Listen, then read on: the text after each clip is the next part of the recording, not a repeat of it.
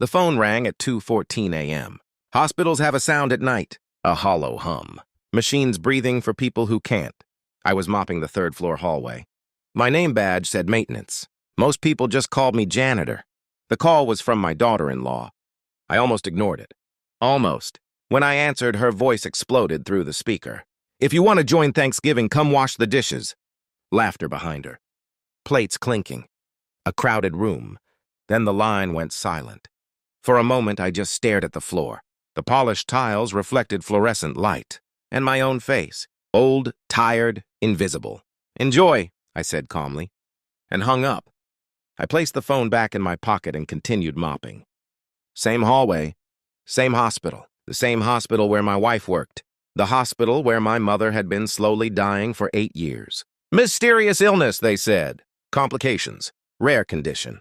Words that sounded expensive. My wife always said the doctors were doing everything they could. She looked so sincere in her white uniform. An angel nurse. Everyone said so. But that night, something shifted. Because 15 minutes later, while emptying the trash outside the administrative office, I heard my wife's voice. Through the half-closed door, laughing. "The insurance transfer cleared today. $3 million, a man's voice answered. "So the old woman's still stable?" My wife chuckled. "She's stable enough." Silence. My hand tightened around the trash bag. The plastic crinkled. $3 million. My mother. And my wife? Laughing. That was the moment something inside me stopped feeling and started thinking. My wife, Elena, had been a nurse for 15 years. Gentle voice. Kind smile. People trusted her with their lives. I trusted her with my mother's. 8 years ago, my mother collapsed. Strange symptoms, fatigue, organ stress. Doctors couldn't explain it. Elena recommended her hospital. She said it was the best place for long-term care. So I signed every paper they gave me. Treatment plans, insurance authorizations, experimental monitoring, forms I barely understood. Because I believed her. Because she was my wife. But after that night, after hearing $3 million whispered behind that office door, everything looked different. I started noticing things. The way Elena avoided discussing my mother's test results. The way certain doctors always left the room when I arrived. The quiet nods between staff when they saw me pushing a mop bucket. Invisible. Perfect cover. Then I checked something simple. Insurance statements. My hands were shaking when I opened the files. 8 years of payments. Procedures. Monitoring. Specialist consultations. Numbers stacked like bricks. When I finished adding them, my stomach went cold. $2,183,441. Almost $3 million. Spent on a disease no doctor could clearly explain. And my wife had never once shown me a detailed report. Just reassurances. Your mother's stable. Your mother's improving. Trust me. Trust. Such a fragile word. I began watching her more carefully. Listening. Studying.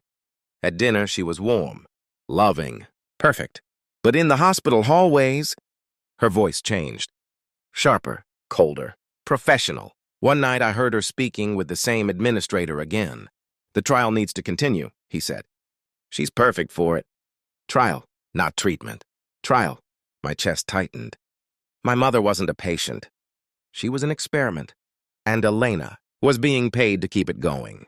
I didn't confront her. Anger is loud. Revenge is quiet. So I stayed the janitor, invisible, listening, watching. Hospitals are full of unlocked things. Forgotten files, careless conversations. It took months. I copied patient records when the nurses left their stations, photographed documents with my phone, insurance agreements, medical research contracts. Eventually, I found it. A document buried deep inside a restricted research folder.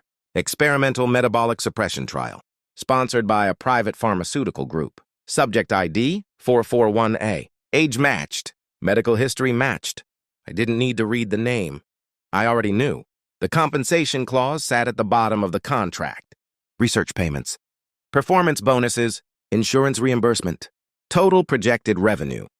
$3,000. My hands were steady when I closed the file. Because something else was happening in my life. Something Elena didn't know. 2 years ago, I had inherited land from an uncle in Europe. Most people assumed a janitor couldn't have family wealth. That assumption became useful. I sold the property quietly. Invested carefully.